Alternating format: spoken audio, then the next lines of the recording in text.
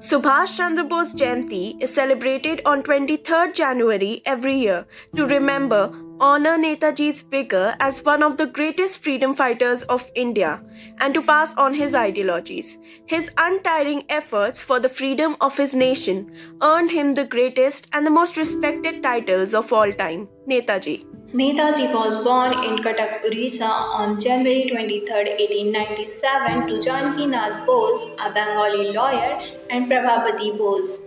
Bose studied at Presidency College, Calcutta and got expelled for nationalist activities in 1916. He then studied at Scottish Church College and graduated in 1919. He was sent to the University of Cambridge in England to prepare for the Indian Civil Services.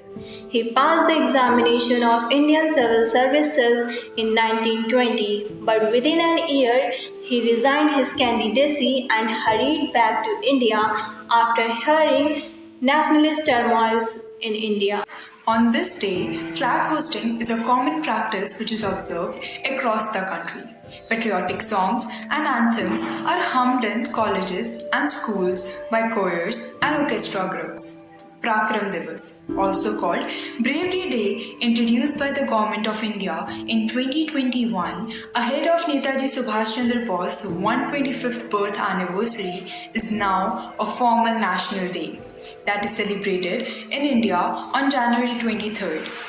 This year, Republic Day celebrations will start from January 23rd instead of January 24th to include the birth anniversary of Netaji Subhash Chandra Bose. Subhash Chandra Bose started his political career by joining in the non-cooperation movement led by Gandhi and was advised to work under Chittaranjan Das. There, Bose became a youth educator, journalist and commandant of Bengal Congress Volunteers.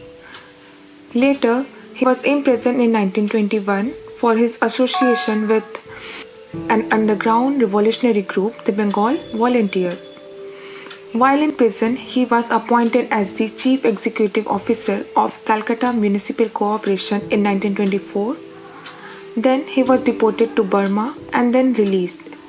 Again, was rearrested several times for the suspicion of violent activities.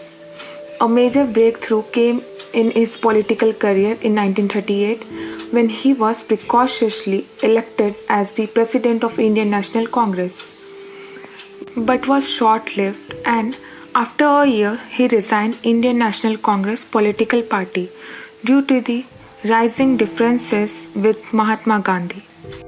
Subhash Chandra Bose was a great believer of socialism and radical ideas. Thus, he raised first Indian National Army called Azad Hind Fauj in 1943 and started an armed corps and inspired thousands of Indian youth to join the struggle for independence of India from the British colonial rule. He also formed All Indian Forward Bloc, a political party whose main objective was the freedom of India. He provided leadership to Indian National Army after he went to Japan. He also founded the Provisional Government for Free India in Singapore on October 21st in 1943. It acquired its first territory by Japan handing over Andaman and Nicobar Islands. He kept his leadership and will go to fight against Britishers even at the time of his death. His slogans inspired the youth and instilled a feeling of patriotism.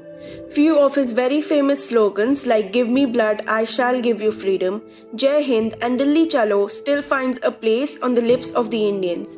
At an early age of 48, Indian nationalist leader Subhash Chandra Bose died on 18 August 1945 from third-degree burns as a result of a plane crash while fleeing Southeast Asia. His death may be shrouded in mystery, but his legacy continues to inspire generation even today.